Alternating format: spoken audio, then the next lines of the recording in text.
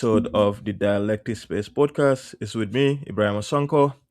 And today I'll begin by saying that for generations, the River Gambia and Atlantic coast have been more than geography. They have been a source of life, identity, and memory. Entire communities have been shaped by the tides, by the rhythms of fishing, by the quiet dignity of people who lived from the sea without exhausting without exhausting it rather. But today, that balance is breaking. Industrial trawlers cut through protected zones, fishmeal factories transform food into export commodities, foreign vessels extract what local communities depend on, and the state, entrusted with stewardship, often looks away. In moments like this, a country needs witnesses. It needs researchers who gather evidence, journalists who expose the truth, and the advocates who insist that the voices of coastal people matter. My guest today, Mustapha Manneh, is one of those witnesses. Through his work as an environmental activist, researcher, and investigative journalist, he has documented the pressure facing our marine ecosystem and the political and economic forces driving them. His organization, Their Voice Must Be Heard, stands as the reminder that environmental justice is inseparable from community survival. Today, we explore the history of our waters, the legal frameworks meant to protect them, the realities of illegal and industrial fishing, and the human stories behind the crisis. This conversation is about power, accountability, and the future of a nation whose fate is tied to the sea. Mustafa, welcome to the show. How are you doing? Thank you so much for the opportunity. I'm doing good. Thank you. Welcome to the show. So we'll just get right into it. Can you begin by really introducing yourself and sharing the path that led you into the environmental activism and investigative journalism? Thank you. So Mustapha is a young man from Kato. Kato is a coastal community, and I think my curiosity actually led me to where I am to. But also, my growing up, I was so close to mom, and I always go with mom to the beach to catch a fish and sell it. You know, those times you see big fish, but now you see less fish. That increased my curiosity, but also seeing like injustice happening, and as a village boy, I was thinking that okay, I don't need to wait for a big journalist to come all the way from Europe, all the way from Serekunda to write our stories for us. If we can do it, why not? And this is when I started a community online newspaper called Carter Weekly News. This actually started around 2012, so it's a long time when I started it, and I started, disseminating information, and this helped. So when fishmeal comes up, I just use that to expand. But my activism actually, I think, is thriving from the long pain that I endured growing up and seeing big corporations and seeing government neglecting what I believe is right and what I believe belongs to the communities. Yes, saying government owns everything, but the fact is, the communities have a historical link to this to these resources, and if they are not fully involved in any decision making, then it's going to be more of an impact, which is going to cause them a lot. So I feel this injustice need to stop, and someone have to speak up. So that's when I started speaking up. And while we're talking, we'll be definitely talking about most of those challenges, because when you talk about communities like Carter, which has a deep traditional culture, I'm still considered a kid in my community, and you will hear some elder person saying, "Who did he think he is? Will he be here to decide for us?" Because we have elders like council of elders that decide anything for the community. But most of the time, this council of elders, are not privileged enough to go to school, so they don't actually understand what these documents entail. So I keep questioning, like, why do you send me to school if you don't want me to, advise you? Then why will you waste your money? And those are kind of stuff that really motivated me to be who I am today. Was there specific moments where you sort of realized that this work is not only important, but it's also very necessary? Oh yes. So actually, even before fisheries, before fishmeal, 2015, my dad was taken to mile two. My younger brother was also taken to mile two for testing against sand mining. Karo is a community that's blessed with resources, blessed with sand that we use to build our houses, but also we are blessed with black sand But interestingly, these are resources that the community is not actually benefiting. So when you speak up, they lock you up. And this has been going on for almost 2 decades. And imagine Katong as a community, we still underdeveloped. Well, our schools are there without even a proper running water. Arabic school is there without even a proper classes. Kids they sit on the floor to write. Those moments really makes me feel like, why not people start speaking up? Yes, it's true, dictatorship in Gambia's time, people were scared. I remember one of the jungler, I wouldn't mention the name because of family ties, said, well, someone called me and said the jungler actually warned your mom that you should cross like 4 rivers if you want to talk about Jambe. I don't see anything. Then I was very, very stubborn because I was more like the contact person for Amnesty International. Then I give information to Amnesty always, and I, have that international network. So, my dad was arrested for actually speaking up. My younger brother was arrested. My cousins were arrested. So that card from 33 people that I've arrested, almost 80% of them are from Mane Kunda, and these are my family because I'm from Mane. So it's beyond just hand mining, but it's more like a targeted because we are seen as, critics, or we are seen as people who speak against, Jambia's ruling. So that was a moment when I feel like, yes, enough is enough. And if it means I have to die for this country, why not? I will. And since then I never speak, like I never stop speaking. But moments like fishmeal, when fishmeal started, I was not in the Gambia. Then I was in Cyprus because I left the Gambia before the election for safety, but also I used that opportunity to go to school. So I call myself a self-exile, exile critic. So I joined the diaspora. I was doing some program at Gainako with Ahmed Gideon and Mamalinge Sar and others.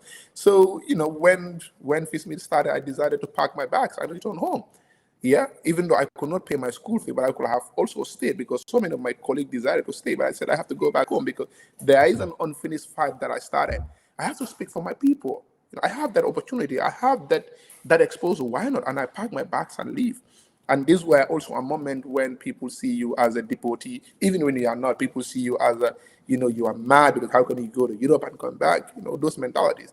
But I still believe in what I do. That is, if we don't speak up against injustice, if we don't speak up against this bad governance, if we don't speak up against this exploitations, no one is going to speak for us. Yes, there's going to be divide, there's going to be divide and rule, there's going to be conflict within ourselves because of our political affiliation. But one thing that always stand to the right is our consent, and will we wait and see the future being destroyed? I know Carton before.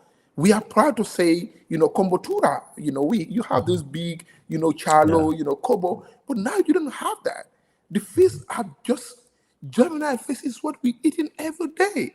They are not matured. So, So those moments make me feel like I have to speak up and I have to definitely speak. So those are moments that really makes me proud of the work that I do.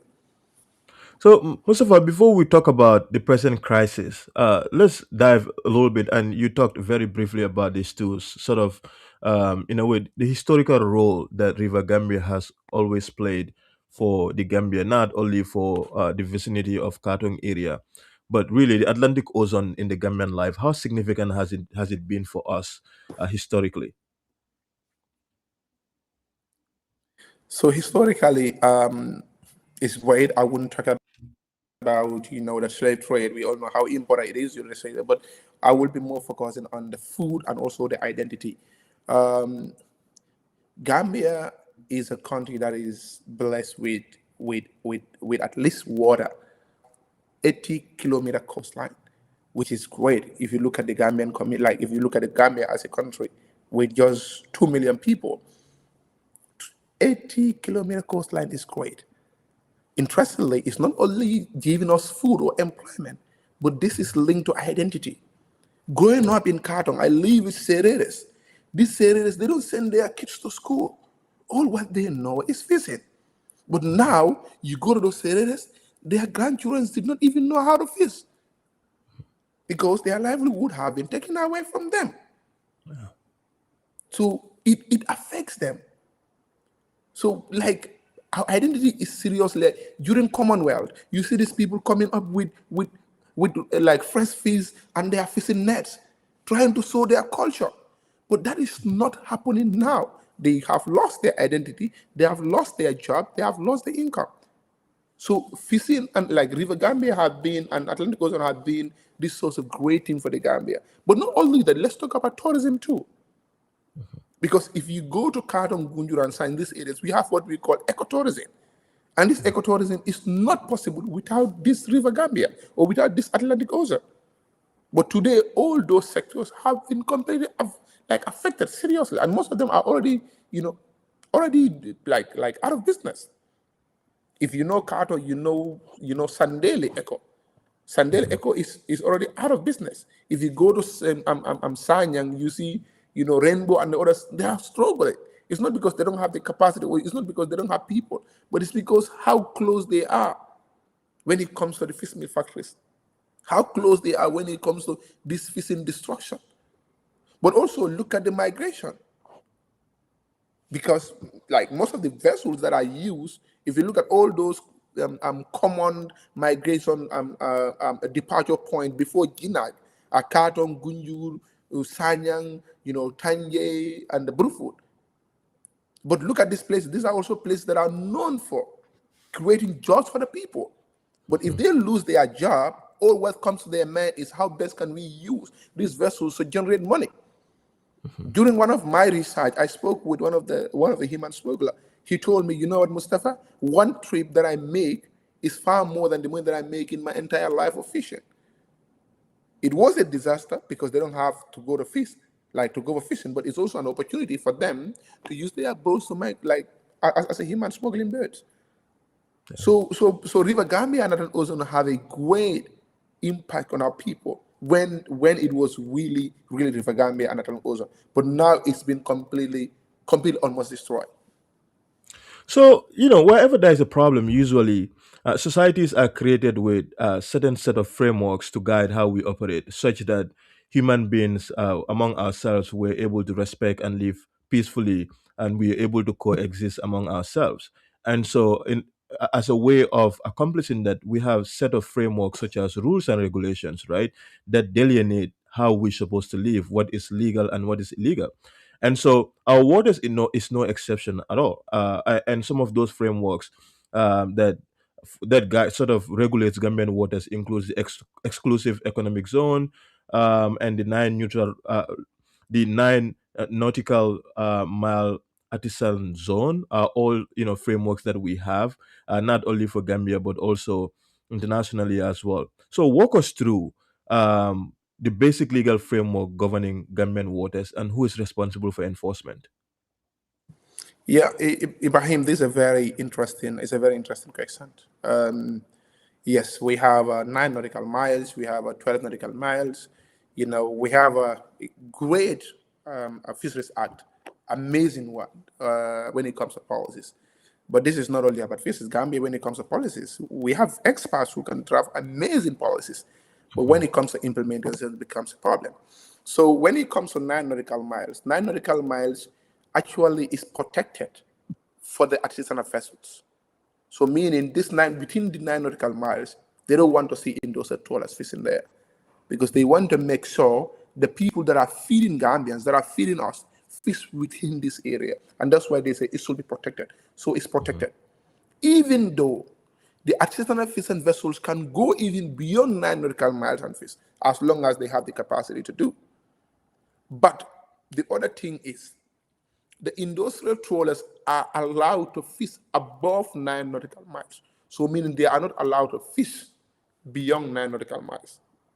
Below 9 nautical miles. So what we do is, if you have a fishing vessel, you want to come and register in the Gambia, you either have it two ways. Either you come with your flag and fish here, or you come and take a Gambian flag. So if you have a Gambian flag, meaning a Chinese vessel can come to the Gambia and apply for Gambian flag and have a Gambian flag and started fishing in the Gambia. But also a trawler can come from China again and decide just to have a Gambian license to fish without even flying on the Gambian flag and start fishing. But the advantage with flying with the Gambian flag is that if you have a Gambian flag, if Gambia have a fishing agreement with Senegal, so it means that you are also going to benefit that agreement because you are flying with a Gambian flag. So meaning you are a Gambian fishing vessel, so you can fish. But interestingly, these regulations are definitely not working well, because the issue is most of us, I would talk about, the regulation that governs registrations and ownership.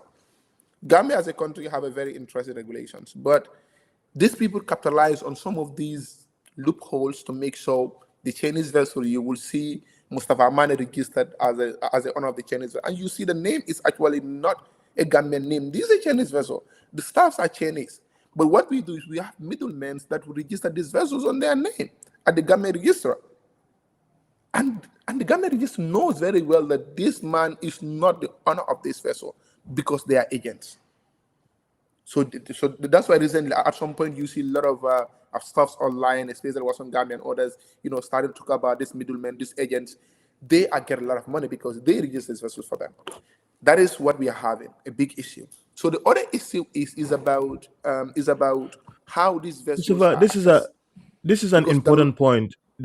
Before you continue, I'm struggling to hear and see you. If you may just leave very briefly and come back on now. Okay, it's fine. But can you spend some time to go back to the fact that individuals, Gambians, would register, and then their names would be on the registration document, but the vessel should belong to foreign individuals like the Chinese. That's a significant point. I want us to spend some time to talk about that, please.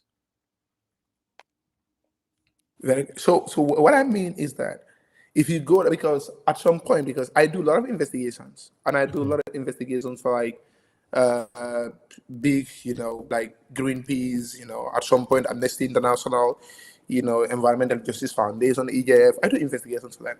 So when I have to follow up a particular vessel, and also Associated Press, AP in the US. So I was tracking this vessel, because the vessel was involved in illegal fishing in the Gambia, and I want to know the ownership. And then when I went to register, like the vendor's office at Carnegie, one of the staff there who is very familiar with my face, because I always go there to investigate, and I apply. I just need to pay 500 to apply for the ownership. So, and they will definitely print, because to request for that document. And I sorry, I saw a Gambian name as owner. I just called and said, I just called and then I said, but this is not, this is not possible. And she laughed and said, Mustafa, this is what we have been encountering. These are Gambian vessels, but they're actually registered by the middleman. And I said, but why will the government allow that? Because this is for accountability. If you own a vessel, register it. But you cannot have an agency in the Gambia and call yourself agent, and because you are close to the power, and start registering these vessels, because they pay you at the end of the day. So these are the very people, even if the vessel is involved in IUU or illegal fishing or any accident in sea, they are the very people who will go to the police or who will go to the ministry to pay the fines, to negotiate. So the government is aware of what I'm saying, but they don't do anything. So fisheries is a dark space, and this dark space need to, it need to end, because what is actually happening is wrong, and it's not good for economy. Yeah. So this registration issues become an issue. So that's why I said, also out of registration, there's also what we call, the license application process. If you apply for a license to have a garment fishing, if you apply for a license, you definitely, they give you so many stuffs, and when they give you, they ask you to bring what we call they ask you to bring what again? They ask you to bring, your tonnage, because they want to know the tonnage, meaning the capacity of the vessel. You also need to bring what we call seawater, and to bring that, you need to hire a consultant. But interestingly, the Gambian Maritime Administration, that's supposed to be there for people, that's supposed to be independent, are the very people that are consultants. So that becomes a problem, because you cannot be a player at the same time to be a consultant, because the Gambian Maritime Administration are the very people who will be approving that document. So this creates a huge, because I was in a flight and I'm coming coming from Istanbul to the Gambia, and I entered the same flight with some staff from the Gambia Maritime Administration. They actually don't recognize me because I was behind them, and they were talking about the amount of money that they get because they are from Portugal during the time. They are from Portugal, and they were there to inspect a vessel. And these are senior government officials, the Gambia Maritime Administration. Why will you be a consultant for a vessel, and the same vessel you are going to approve it? So that's another thing which is a big issue within our sector. And the other issue is, because we're talking about the policies, the other issue is the fines.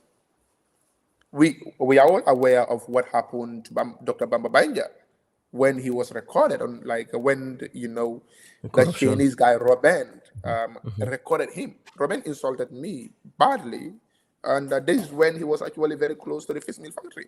He was working as their manager, but when he fall out with them, he used that audio to expose Dr. Bamba Banja. But it's only Banja that was here. But Bamba should not only be the one who should punish, the minister should be punished. But Banja was used as a scapegoat, and Banja was always sent to prison and later pardoned by the president. But let's look at the fines. The law is very clear. But we negotiate prices, like if you go to Brikama market to negotiate, tomato price or okra price. Is that actually alone doesn't show seriousness as a country? Because So, fines should be strong. If you go to countries like Senegal, if they fine you once, you will pray you never commit any crime in their sea. If they caught you 3 times, they confiscate your vessel. Can't we do that in the Gambia? We can still do that here, but you will see same vessel being caught more than 3 times. Because you have, for example, because these are business entity, you have maybe, for example, Mustapha 1, Mustapha 2, Mustapha 3, Mustapha 4, but these are vessels named, but all owned by me. But they are involved same thing. Because they know very well that sadly our marine space is one of the most porous marine space. We have very hard-working Navy. Navies are amazing, they are doing work, but they are not equipped. so, Navy cannot, in that, in that respect, if I ask you, really, why do you see the biggest gap so far? Is it the laws themselves, which are there, we know, or is it the enforcement capacity, or would you say it's in fact the political will? I would say it's the political will. Okay. Because the reason why I said it's a political will, and I keep saying this, and I will keep saying it unless we have a change in that ministry. I can be like, it's just like Mustafa. If you make me the Minister of Health, I don't have any understanding when it comes to health. What would I do there? At least if I don't even do health, but at least my permanent secretary is a doctor or a nurse, will understand better.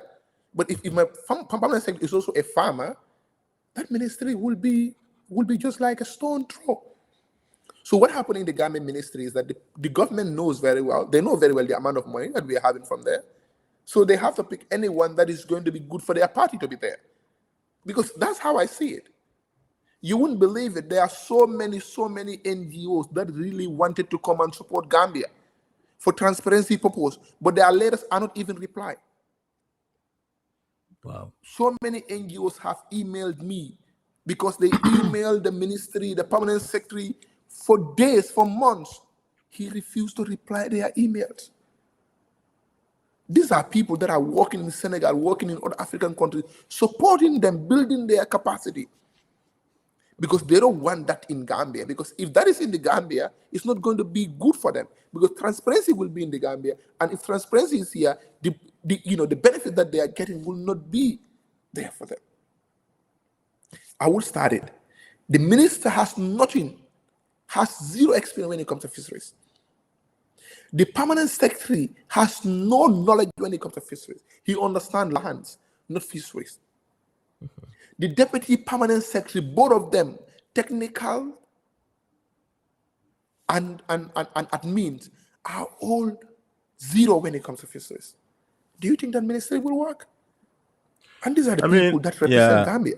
I mean, in most places they'll often say that ministers are just mostly political figureheads of ministries or that particular institutions, and what they need are technicians in their places to run the ministry. But I always say that I think leadership is extremely important.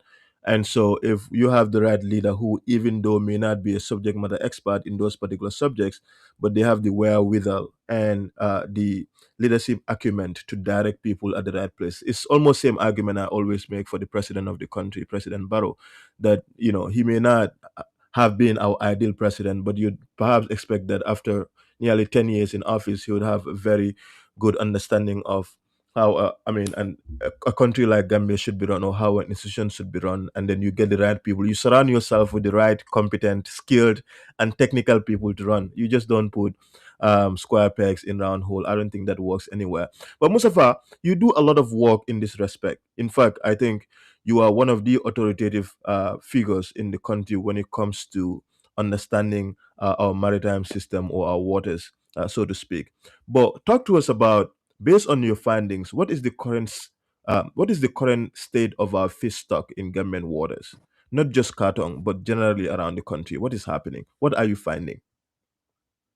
Yes, so the results are just alarming, especially for the small pelagics. So when I talk about the small pelagics, I mean, the bonga, which is, chalo or Hmm. kobo, the sardinella, which is yai boy and the others. Both the small, and also the flat sardinella, but also, these red snappers and the others. The research shows that they are really declining. But one of the most serious one is Sardinella and Bonga. And but because the research shows, because usually what I do is, or what we do is, we look at the last 10 years. And the last 10 years, the trend shows that it's really declining every year. But Hmm. when you look at it declines until during the corona epidemic. Hmm. You see the decline reduce a bit, because then the fishmeal factories were not really operating. So this is linked to actually fishmeal. The reason why it's linked to fishmeal is that Gambia have three fishmeal factories, three, and these three fishmeal factories, each of them process daily 500 tons of fish. Wow. So we're talking about 1,000, and this is it's even more than that, because the last time we went to one of the fish meal, or the guy said, okay, it's 600 here. So meaning it's 600 there, it's 500 there. So, but at least 1,500 tons of fish. You know how many fish is that? Since 2015, they have been operating. That alone kills. And these are fish that are not only affordable, but they are accessible. Sardina and Bonga, at some point, even if you go to the beach, they give it to you for free. Yes, fish meals coming to the Gambia may be an opportunity for others because they get a little bit of money, but it's a disaster for the country. So the document shows massive over exploitation, and it's not only the Gambia, but this is across the region, because we are talking about Sardinella and Bonga, which is a migratory, usually we call them sea stock. It's a Hmm. steer stock. So Gambia, Senegal, Mauritania, have seared the stock. The government argument always is that if we don't have fish meal, Senegal have fish meal. And fish didn't know, like fish, they don't know any border. They don't need a passport to travel, so they can keep moving. That is true. But that's why there is a regional collaboration that is needed to address this. So the results are really alarming. But it's not only about this. The other pelagics also results alarm, not because, but remember we have the terrible EU fishing agreement with the Gambia, which I always blame. And luckily now the Gambia government decided not to renew the contract, because that one is over exploitation is there, but not only over exploitation, but we're talking about exploiting us Africans. Because if you travel a lot within Europe, you will be surprised to see fish that are known in West Africa to be in their market. I was in Lisboa, biggest fish market, and I was surprised to see Kujalo and the others. And Kujalo. these are fish that are usually known in our waters. But why are they there? It's because they have so many EU trawlers in the Gambia. So EU trawlers, anything that they get, and they have Because- the so-called self-reporting method, meaning our Gambian fishing observers will not even be there, so they can easily report themselves. And we all know how bad the system is in the water. So the results are really terrible, honestly, and this is alarming. And researchers and scientists have been raising alarm for the governments to know that this is what is happening. And usually, when I talk about the decline, I also talk about how best we can do. Gambia for Gambian own is honestly at some point I say it's beyond repair. But the only thing that we can do, because the political will is almost lacking, and because we're talking about big corporations. These people have money, and they can do whatever they want to do with money. So, but I think we can still fix it if the government seriously look at the issue. It's just a matter of taking a drastic measure and make sure you stop everything and we start it fresh. So, Mustafa, and let's try to narrow this down a little bit in regards to, because, obviously, maybe more than a decade ago or 20 some years ago, this wasn't the case, right? Fish was affordable for Gambians, especially those communities in the coastal area. I remember I used to go to Tanje and Gunjur. I used to get so much fish. I would literally, but it was so unbelievably affordable. But that's not the case right now. And part of the reason is what you've articulated very well. But talk to us about the companies. You mentioned that these are three fishmeal factories who are within the remits of our waters. Who are these companies? Talk to us about them. And if you know anything about the nature of the agreements that they have with the Gambia government, and also we know of the tensions that happen between some of these and the communities who are connected. To some extent, I think so communities even want to take issue to, before the Gambian courts. But talk to us about what is happening. Who are these companies? What is the relationship with Gambian communities? How far are the communities benefiting from some of these projects that are happening, or is it a wholesale? They just come grab and just what's happening, please? Yeah, very, very important question. And I think this will be more than, an opportunity for people to know what is actually happening. So we have three fish meal factories. One is in Gunjur, is the oldest one. It started in 2012, in 2015. This is during Jambe's time. It's only fish meal factory that we have during Jambe's time. And, because I keep saying Chinese understand Gambians, they understand Africans. It's like they have a playbook that they read before coming to Africa. They know first our problem is unemployment. And Hmm. secondly, they know very well that if an elder person said yes, as a young person, you dare say no. And they know that most of the time money is our biggest problem. And these are things that they use. So when they come to Gunju, the first thing that they do is they promise the people a lot. They say they are going to develop, the road that connect the big to the ozone, like to the community. They promise they are going to be involved in all developments in community. Those are sweet ones. But they also said they are not going to do fish meal, but they are going to do, fish processing. Usually this can be sardinella, like sardine and others. And the people actually appreciate it because it's like if your people are looking for a job, and this company said, they said, we can employ even 500 people here. People were people were so much into this, and they appreciate it a lot. So when they started operating, so Gunjur actually has I think it's a verbal agreement. Hmm. Usually they don't, because they involve elders. But Gunjur, if I'm right, Gunjur is leased for 99 years. Wow. 99 years. Gunjur is leased for 99 years. I remember some people are actually trying to challenge that, but that is how Gunjur is. Gunjur is leased for 99 years. And they are giving Gunjur community, if I'm right, $40,000. Just $40,000 every month. That's crazy. That's A company insane. that is expending, a factory owner said he spent 1 million every day on operations, and they are giving people just like community just for 3,000 as a corporate social responsibility. So those are promises that they made to the community. They work with elders.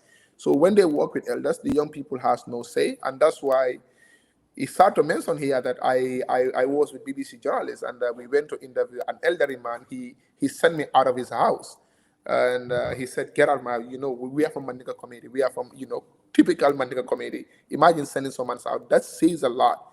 It's Yeah. just beyond personal grief. It says a lot. It's a humiliation, and but that's I what think. usually Yeah. happen if you want to stand for what is right. And he accused me of trying to stop Gunjur from benefiting this great project. They see it as a great project.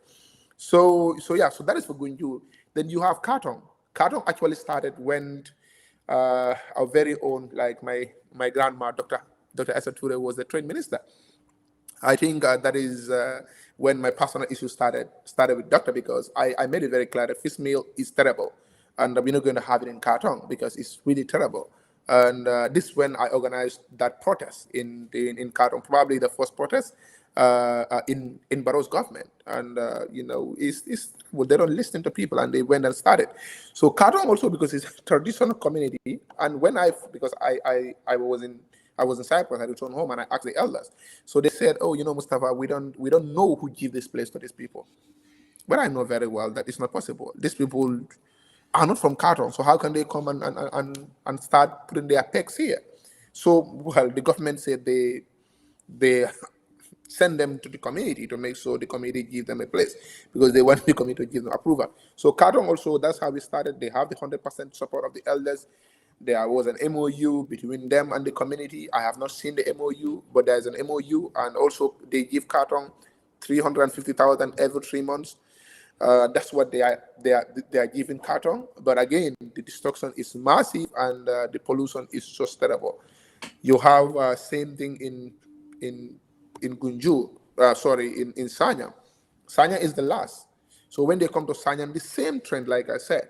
But the interesting part is communities are not fully represented, because if those fish meals are coming, I studied community development. That was my first a diploma. So they said what we call impact assessment. So there should be environment and social impact assessment, and this environment and social impact assessment should include the community, because when you do the assessment, you have to tell the community the possible impact it's going to make. But at the end of the day, you have to bring that finding to the community to validate it. That have never Yeah. been done in Kato, that have never been done in Sanya, that have never been done in Gunju. So they have already skipped all the protocols that are needed to be there. But again, that's what I said. They are very, very powerful. The Gunjur people were arrested when the fish meat started to dump their waste into the Atlantic Ocean without even government approval. Wow. Gambian Nawek, right? Nah, that's mind-boggling, bro. How can I not laugh to that? Yeah, Kurang yeah, tara. yeah. I can just. It's okay. Yeah, we can just have it. Yeah. I have it back up on my phone. Okay. So yeah. So Okay. interestingly, if you want to talk about fish meal, the government will definitely arrest you, and the government will do whatever they can, because when the fish meal discharge their wastewater into Atlantic Ocean, people went there, and I was there too. We removed that pipe. When the pipe was removed, interestingly, there are only a few people that were arrested and taken to court. But later they were discharged. But a friend of mine, Lamin Jassy, have been intimidated quite a lot. And personally, I face this anytime I'm traveling outside the Gambia. I have to go through extra security screening because my passport will hint. What caused it, I don't know. But this has never happened until when I started talking about this. So these are kind of things that that have been affecting people, and the fish meal have started, and Karton, Gunjur, and Sanyan, these are communities that are united. But today, unfortunately, these are communities that are completely divided. So those that are supporting the fish meal are actually seeing those that are against the fish meal as anti-develop, like development people, while those that are seeing the fish meal as good, those that are seeing it as bad are seeing them as people that actually betray, the future. So like that culture of respecting elders, honestly, is almost out, especially in Khartoum, Gunjur, and China. When the elders said, "Don't go and protest," youth should go and protest, and this has never happened before. But because money is now involved, and these are elders who will feel so bad to say we are wrong to allow this, because for personal reasons they won't. But many people are actually now facing the reality and now understanding, the deep problem that people are facing when it comes to fish meal. So it seems to me that the benefactors of this arrangement in three of these places, one, the community, even if nominally in terms of the money that they get, because that seems to me to be significantly small compared to the opportunity that is there for not only those communities, but for the larger Gambian to benefit in terms of the economic benefit that could bring for the rest of the Gambian people, on one hand. And then secondly, it also seems to me that obviously the business owners are benefiting. I think they're making a lot out of whatever is it that they're doing. Our waters are depleted, like you've said. And then third, which I'm not very clear about, but if the Banja case is anything to go by, clearly some people are getting their pocket fattened from this, right? And that excuse the purpose of even if what they're giving us is small, but the ingenuity to be committed to accountability and also hold these individuals accountable becomes harder, because now if you only focus on the money that you're getting and you're putting in your pocket, look, even the old guy who kicked you out of his house is perhaps also complicit in terms of the benefit that he's getting, because what they're doing involving the community in that process. And we know where we're from. Most of our communities are being led, almost run by elders, elders who are part of the VDC, so you can't do much about it. But if you talk to me a little bit about what is the relationship of or the impact that they're creating to our environment and the larger conversation of climate degradation that they're causing, because I remember that bit that you're talking about, that they in fact were depleting the waste into the waters. That was a big issue in the country, I recall. But in Gambia, Molkan Kuala, very quickly people forget that quick. One thing goes and everybody forgets, and then things are normalized. We go on our business again. But I think that's an important aspect that is not talked about enough. But if you would really talk about that. Yeah, so you're right. It's just terrible. It's like I usually categorize them into three. That is, the social impact, the economic impact, and also the environmental impact. So the social impact is people are not talking to each other. It's terrible that family members are actually divided. People don't go to each other's naming ceremony. In fact, even each other's funeral, people don't go there. People are wishing each other's bad because of the fishmeal factory, and that is the social impact it has created in this community. And the economic impact is terrible because the women are the people that are actually buying this bonga and sardinella and actually selling it to the market. But now they are competing with the fish meal factory, because the fish meal factory will go up to Senegal because you need at least 500 tons of fish. They go to Senegal and start hiring these filatrooners to come, and the filatrooners' first priority is actually to feed them. When that happens, it means that the women have to wait until the fish meal is full to capacity. In most cases, they go home without fish because they are not the priority. The fish meal is the priority, even though they pay more than the fish meal pay per basket. So that is, economically it's terrible. And also the basket, a decade ago or 10 years ago, 8 years ago, the basket was around 150 or 200, but now the basket is about 1,500, 1,800, sometimes even $2,000. So you can see the huge gap. And these are people that don't have the capacity to do it because they don't have the money. Environmental wise, it's terrible. It's really terrible. Like when I was growing up, they said when you have a skin rashes, what you do is you just go to the sea and take shower, right? The salt water will take out all these, all those skin rashes. But today, the same water that's supposed to treat your skin is giving you skin rashes because they are discharging wastewater into the ozone. That actually destroy it. But not only that, but the air pollution. I remember because when I left Cyprus and come to the Gambia, I have a very small shop, a grocery shop, and I have a very small tangana also. When I'm sitting there, the kids are coming from school. When this waste struck, then because at some point they were discharging the waste in people's furrows, in swami areas, in people's backyard, and people start complaining, and they would bring these sewage tank. And when the sewage tank is taken this west, you see kids like putting their hand like their nose and say boo boo boo Covering boo their because nose, yeah. they cannot take the smell. I have never smelled anything that is terrible as fish smell. It's so terrible. So the kids will start running. So everybody has to close your door because when the smell enter your house, it takes long before it comes. That is environmental disaster. That's how people have been living. So also because you have like hotels that are very close to fish meal factories in Gunjur and Sanya. So when tourists started eating and the fish mill started operating, at some point they leave their food even without paying because they don't want to live there and they don't want to live in that situation. So that is something that is actually terrible. So those are environmental issues and they also decide there are ways at Bolonfenyo that actually kills all the aquatics, and nothing was there anymore, and it also changed the wastewater into red. Like, sorry, it changed the salty water into red, and that was really really alarming. But not only that, the women that are doing the gardening there are actually seeing a lot of pests coming up, and these pests are destroying their tomato farms, and this have never happened before the fish meal factory comes. Because the saddest part is these fish meal factories are not even eaten by us, but they are eaten by the West Country because they use it to feed agriculture, and agriculture that is claimed to be sustainable by FAO, which is not true. If you go to Scotland, you go to Norway, you see big salmon farms, and these salmon farms are us.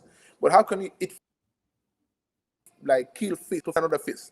You may say legally there's nothing wrong with it, but morally and ethically it's completely wrong, and someone have to talk about it. Honestly, Mustafa, the more you talk about it, the more I'm just recollecting the fact that a large part of our industrial sector that could have been doing a lot more for us as a country than we're leveraging on. It's not only limited to the fish, fishery stuff that you're talking about, but also, you think about the Senegambia Bridge. You think about what is happening at the ports. You think about all of these places, and it begs the question: what are we competent to do as Gambians if all we are good at is just to constantly invite Westerners and foreigners to come and take advantage of the little that we have, that the individuals in those communities benefit from. And it also brings another important subject, which is, are we really sitting on uh, somewhat, and this may be an over exaggeration, but are we sitting on a ticking time bomb in terms of how this could escalate between the communities and these business folks, who, by the way, you can tell us too, are they all Chinese individuals, or there are other Europeans who are also involved, or even some of the companies are local or Gambians who are all involved in this unique exploitative adventure? We are. It's not over exaggerating. We are sitting in a ticking bomb. That is the case. If you remember fully well, the incident that happened in Sanya, that led to the burning of the police station, that led to the burning of the fish meal factory, is actually because of fish meal factory. I said it. The biggest security risk in the Gambia is fish meals and environmental disasters, or environmental crisis that the government is actually taken lightly. Because if you take my livelihood, you force me to do anything. Yeah. If you take my livelihood, you scold me to the wall. Yes, the fish meal owners, we have three. One of them in Gunjur is completely a Chinese owned because it's a family owned. It's a Chinese family owned. The one in Sanya and the one in Katong is a joint business, joint venture. Even though Mauritanian have a less share, Chinese have a bigger share, but it's between Chinese and Mauritania. The one in Sanyang is actually run by El Hela, the owner of the El Hela. He has a share there. El Hela, the attire and also Hmm. the cement, the Nasim cement. That's why the fish mill is called Nasim Fish Mill Factory.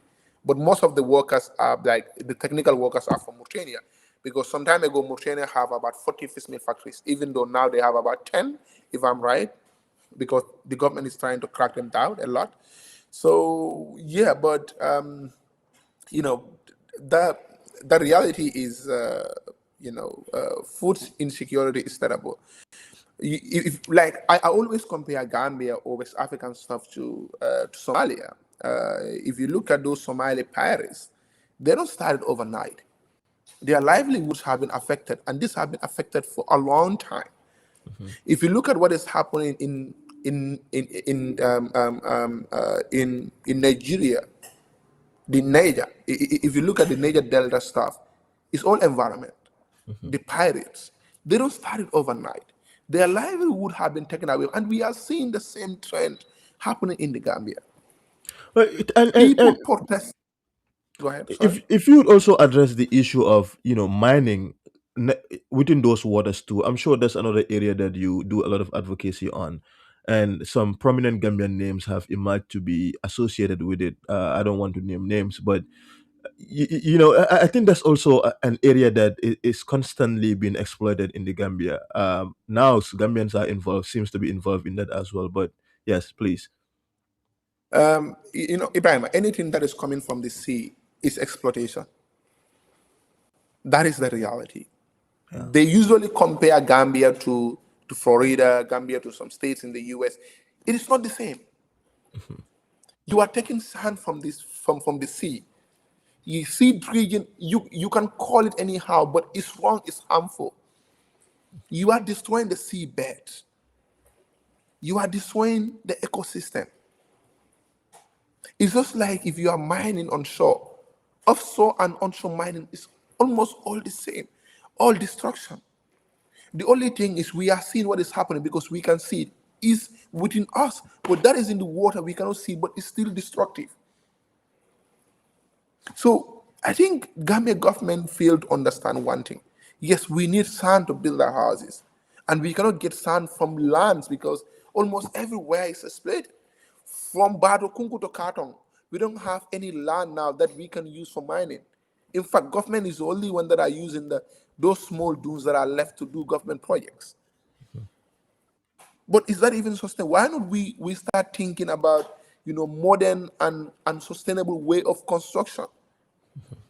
States in the US, they are using timbers, right? I was surprised when I see building with timbers. Can't we do that here? Can't we use our normal sand with compressed art block? We use a less cement to build our houses, solid houses. Whoever is involved, as long as it is mining, is out of it. And most of the time, the leakage is even more because there are communities that are actually affected and they don't get the benefit. Let's go to this mining. They say it creates job employment. But what kind of job employment? Do we think like labor job, everyday job, you get it paid? That is what I want for my family? This is exploitation. Because in most cases, even if you are sick, you don't go to work, they don't pay you. So Sand mining so is terrible.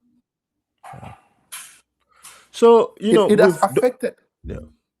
No, Go I'm ahead, go just ahead. going. I was just saying you've done a good job to present the problem to us. At least hopefully the audience have a good understanding of what's happening. Hopefully, if there's anything else you haven't covered, you're welcome to dial it on that. But in terms of the model for moving forward, what is your recommendation for the Gambia or how it should look like to rebuild what seems to be a very broken and exploitative system and very environmentally unfriendly system that we have as well, and dividing our community for what it is worth? Well, thank you so much, Ibrahim. I like that question a lot. I think the first is I will talk about the fisheries. First is Gambia should join FIDI, that is the Fisheries Transparency Initiative. Gambia should join it because if you join it as a member, you are obliged to share your data. But Gambia don't share data. In fact, Gambia don't even have data intact. If you are a researcher, you go there, that's when you know that these people are really struggling with data. And you cannot talk about fisheries without data. How can policy experts make policies if there's no data? Yes, data can be expensive, but there are so many funds and so many partners that are willing to work with you to have that data that you always refuse. So we need to join Fiji to be able to release our data and also get some capacity support from them. That is one. Second thing is Gambian observers on board rights need to be protected. Why I say that is there should be a bill that should introduce or included in this coming Fisheries Act, because there is a Fisheries Act that they're actually working on. I was not invited to be part of it. But the issue is these observers on board, anytime they report issues of illegal fishing, when they go on shore, they come to Banjo, they don't go back to the sea because the vessel owner will actually bring another person and sack them because there's no job guarantee for them. So you better save yourself and keep quiet. So Gambia should introduce a bill that is not only going to protect them, but also going to give them incentive. For example, if you report a vessel for IUU with evidence and they are fine, we're going to give you 10% from that money. That's what other countries are doing.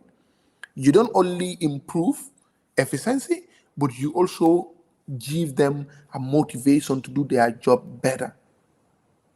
We need that.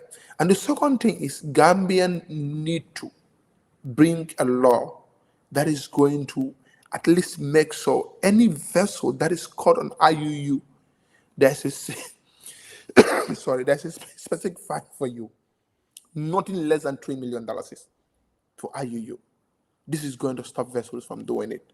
And the thirdly, Gambia government, when it comes to fisheries, should make sure no government official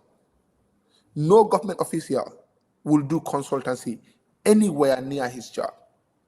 So meaning they should bar Gambia Maritime Administration from doing consultancy when it comes to vessel assessment, because there is a problem when it comes to a fair play, because you're going to be a player at the same time being a referee. When it comes to mining, and finally, Gambia government should actually introduce what we call annual report. And this annual report is not just a report, but it should include the progress, it should include the setbacks, it should include how many accidents happened last year, how many accidents happened this year, how is it addressed, whether it increased or it decreased. This is going to help. And it should include how many vessels we have in the water, how many livelihood have been have been impacted, how many people are working estimatedly in Gunjur, in Sanyang, separately. This is going to help policymakers a lot. And they can do this sort of magic. Gambia is not big. They have landing officers all over this land, and they can do that. About the mining, the solutions are the Gambia government need to take ownership. Yes, these are minerals that the government need to, as a quid. But are we really benefited as a country? No. These are individuals that are benefited. And most of these individuals, we know these are individuals that are actually linked to the big players. You either link to a political party or you link to big men. And then you'll be having this opportunity. But why not the government itself take ownership? For example, the black sand mining. Can the government take ownership and do that? How many money will be for the government if the government are the very people who are doing it? Why would they give it to only one person? That is one. The second, the second thing about this, this normal mining, it should be transparent, and there should be a mandatory rehabilitation.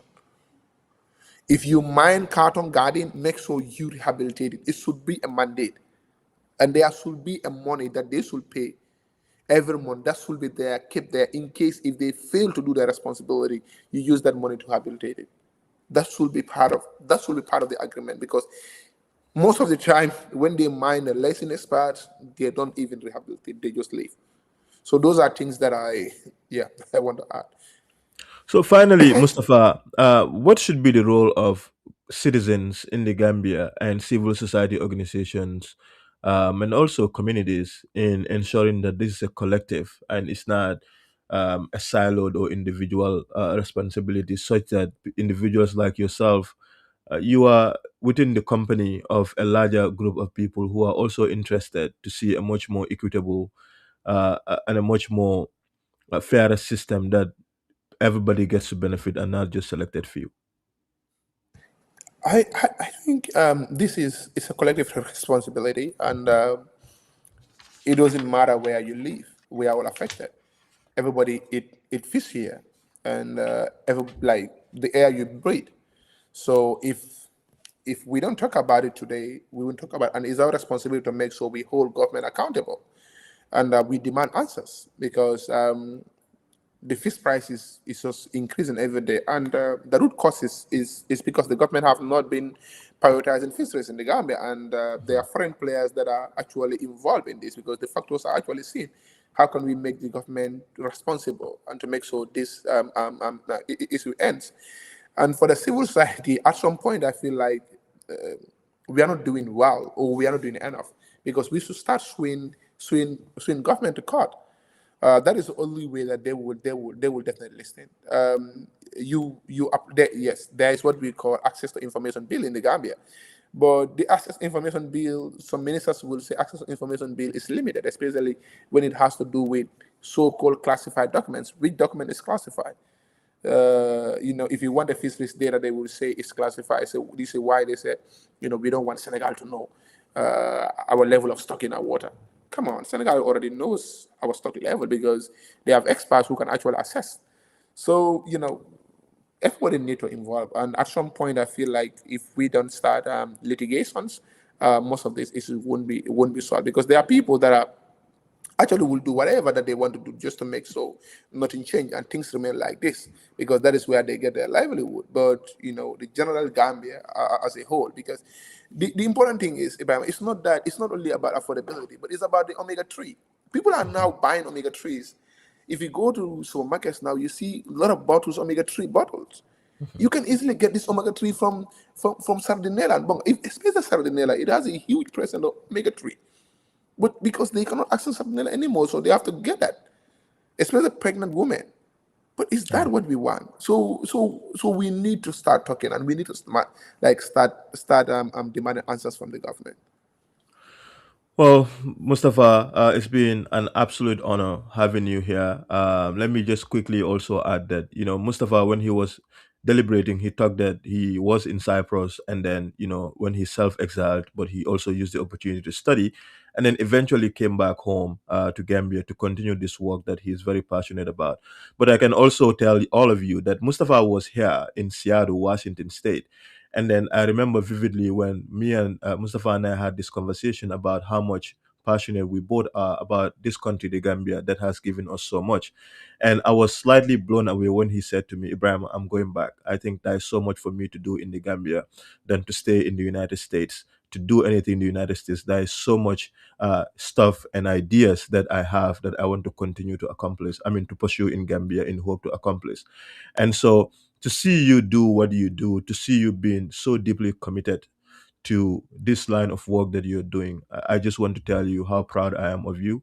And I also hope that you have more people by your side to support this project, because personally, you are always welcome to come to this platform for us to talk about this important stuff. Because if for nothing, I think we need to create awareness for these important things that are happening, and I am particularly interested in these things. So thank you once again for being so bold, for being so unapologetic, but also for being deeply committed to the ideals of your profession, journalism, your civil society work, but also the idea that Gambia is beyond everyone and everything else.